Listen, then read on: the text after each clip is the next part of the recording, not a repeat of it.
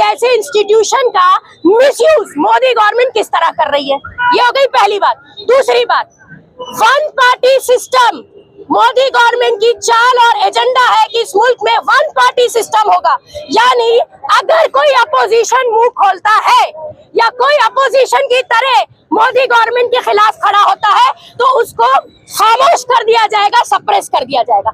This video is sponsored by Max Multi-Speciality Hospital, 24/7 emergency trauma and critical care center with advanced services, located at Hagarga Circle, Ring Road, Gulbarga. देखिए, ऐसा है कि ED की तरफ से money laundering में already एक court के अंदर केस चल रहा था, जिसमें 7 लोगों को जमानत पे ये कह के कोर्ट ने बरी किया कि ये जो मनी लॉन्ड्रिंग का केस चलाया गया है ये इंतहाई कमजोर केस है।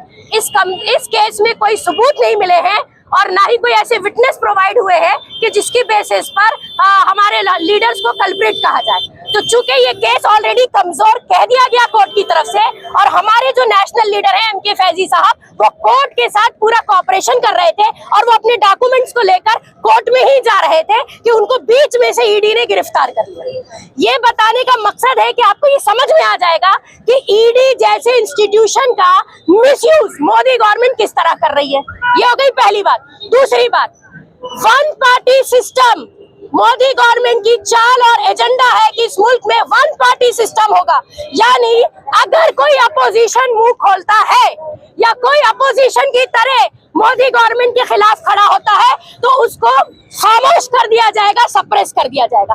वक्फ के ऊपर जिस तरह social democratic party of India ने पूरे देश भर में मूवमेंट चलाया और इस मूवमेंट की वजह से जो पब्लिक सपोर्ट एसडीपीआई को मिल रहा है, मोदी गवर्नमेंट घबरा गई है और उसी घबराहट का रिजल्ट है कि हमारे एमके फैजी साहब को बगैर किसी रीजन के, बगैर किसी सबूत के, खाली घबराहट में गिरफ्तार करा लिया गया है। तो ये बात मुल्क से छुपी हुई नहीं है कि मोदी गवर्नमेंट बाय हुक और बाय क्रूक गवर्नेंस चलाने के लिए, पावर में रहने के लिए किसी को भी खामोश कराती है, डराने का काम करती है। तो हमें मैसेज दे दें कि आज पूरे हिंदुस्तान में जो लोग हमारे सपोर्ट में हैं, हम उनके शुक्रगुजार हैं। हमें जरूरत है कि लोग हमारे सपोर्ट में आए, क्योंकि हम वेलफेयर स्टेट के लिए काम करते हैं और मैं समझती हूँ कि हम ही सबसे अच्छा जवाब है बीजेपी गवर्नमेंट जैसी फैसिस्ट आइडियोलॉजी का। तो हमारे सपोर्ट में लोगों को आना चाहिए। जो लोग आज हमारे सपोर्ट में नहीं आते हैं या हमारे साथ नहीं है, याद रखिएगा, आज अगर हमारे साथ ये जुल्म हो रहा है, इनजस्टिस हो रही, तो कल आपकी बारी है।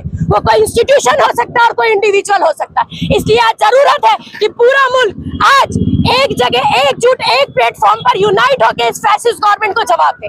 ये सरासर नाइंसाफी है। हम अर्जेंट रिलीज की डिमांड करते हैं, हम इस एक्शन को कंडम करते हैं। और मैं आपको यहाँ बता दूं, एमके फैजी साहब, national president of social democratic party of India, is one of the most influential personality in the 100%, यानी जो 100 लोग 100 इन्फ्लुएंशियल पर्सनालिटीज है पूरे हिंदुस्तान के 140 करोड़ में से, उसमें से वन ऑफ द पर्सनालिटी है।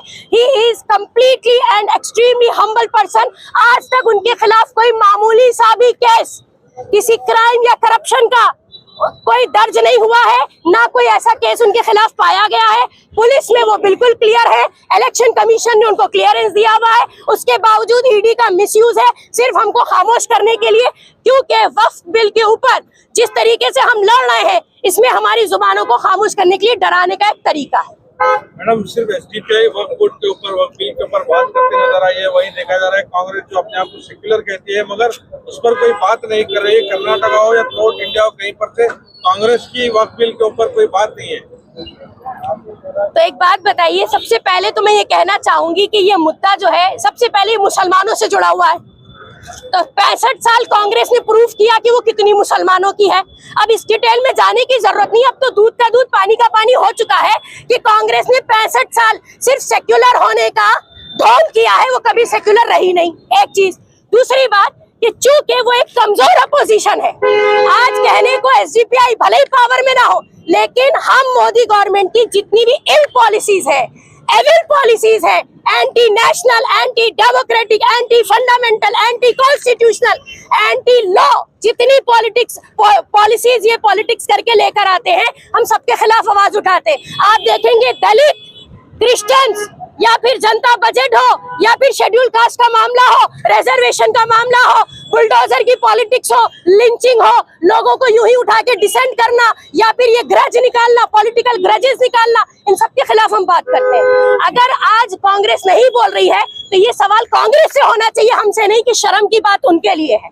हम तो बहुत ज्यादा प्राउड फील करते हैं। इंशाल्लाह हमें पूरी उम्मीद है कोर्ट से और जुडिशरी से कि एमके फैजी साहब जो है वो रिलीज होंगे, क्योंकि वो कंप्लीटली इनोसेंट। अगर रिलीज नहीं किया गया तो क्या एसडीपीआई एहतजाज कंटिन्यू? जी हाँ, एसडीपीआई का एहतजाज हर तरीके से जारी रहेगा और हर मजलूम के लिए जारी रहेगा, क्योंकि हमारा नारा है कि हर मजलूम हमारा है। मैडम, आपने कहा वक्त मुसलमानों का मुद्दा है और आप कह रहे हैं कांग्रेस सेकुलर होने का क्लेम कर रही है, तो ये बात आप कहाँ पीछे रह गए लोगों को बताने में? लोग तो कांग्रेस को वोट डालते हैं, सत्ता में लाते हैं, आप कहाँ पीछे रह गए? अगर लोग ज़हनी गुलाम हैं तो हम इसका कुछ नहीं कर सकते, ये लोगों को समझना चाहिए।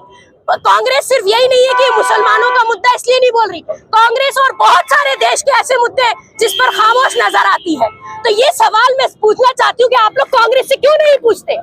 अगर एक ऐसी जनता जो इलिटरेट भी होती है, बैकवर्ड भी होती है, उनको इलेक्शन के करीब आप 2000 रुपए देके उनका वोट खरीद लेते हैं, तो इसके लिए एसडीपीआई जिम्मेदार नहीं है। एसडीपीआई अपना ईमानदारी से काम कर रही है। हम एक वाहिद ऐसे प्लेटफॉर्म है, पॉलिटिकल प्लेटफॉर्म, जो वेलफेयर स्टेट के लिए आज इंडिया में काम कर रहे हैं।